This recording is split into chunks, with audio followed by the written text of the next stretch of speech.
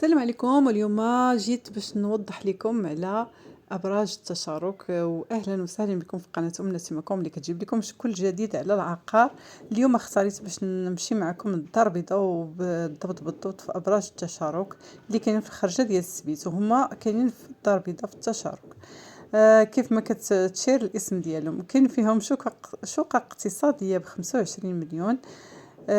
طبعا وغادي نحط لكم الهاتف ديال مكتب البيع، وكاين فيهم شقق اللي موين ستاندينغ ب 38 مليون. وما ننساش نفكركم بان هاد الشقق راه جاو كيطلعوا للشارع، يعني جاو قراب للترامواي، جاو كيطلعوا للترامواي.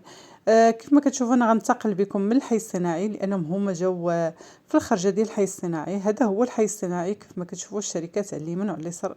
الحي الصناعي ديال التشارك، ولا ديال الحي مولاي رشيد، ولا ديال كيف ما بغيتو تطلقوا عليه الاسم ديالو. هو كاين في الخرجه ديال الدار البيضاء في اتجاه السبيت. طبعا حنا مازال ما خرجناش السبيت، هذا هو الحي الصناعي. حنا مازال ما خرجناش السبيت، عاد غنخرجوا لهذاك الشارع اللي كيدي السبيت، كيجي من الحي محمدي وكيدي السبيت. حنا باقيين دائما في الدار البيضاء، ومازال ما خرجناش من الدار البيضاء. طبعا مازال ما يعني، لان ما بين السبيت والدار البيضاء كاين هذيك لوطوروت، طريق السيار اللي كيربط اللي كيربط ما بين الدار البيضاء وجديده وما الى ذلك.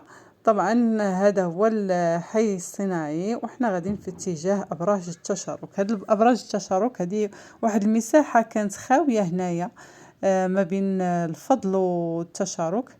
الفضل هو اللي على اليمين والتشارك على اليسار. وهذه اللي اليمين ديالنا غادي نلقاو الشركه ديال الفلتر ديال سينفا، كل معروفه. وكذلك هذيك ستاسيون افريقيا اللي كاينه تما، اللي حتى هي معروفه، الرون بوين ديال التشارك اللي فيه ستاسيون افريقيا. كيف ما كتشوفوا الرافعات ها هما دابا كيبانوا لينا، وهذه هو ابراج التشارك. ها حنا خرجنا من الحي الصناعي باش نوريكم بانه هو مباشره غادي نقطعوا الترامواي. وهادو هما ابراج التشارك، هما هادو يلا كيتبناو. كيف ما كتشوفوا الرافعات فيهم دي زابارتمون كيف ما قلت لكم موين ستاندينغ، وكاين اقتصادي ب 25، وكاين محلات تجاريه نتمنى نكون جبت لكم شي حاجه اللي تفيدكم. وطبعا كيف ما كتشوفوا ارقام الهواتف ها هي قدامكم: 0624 30 30 83 او لا 85 في الاخر.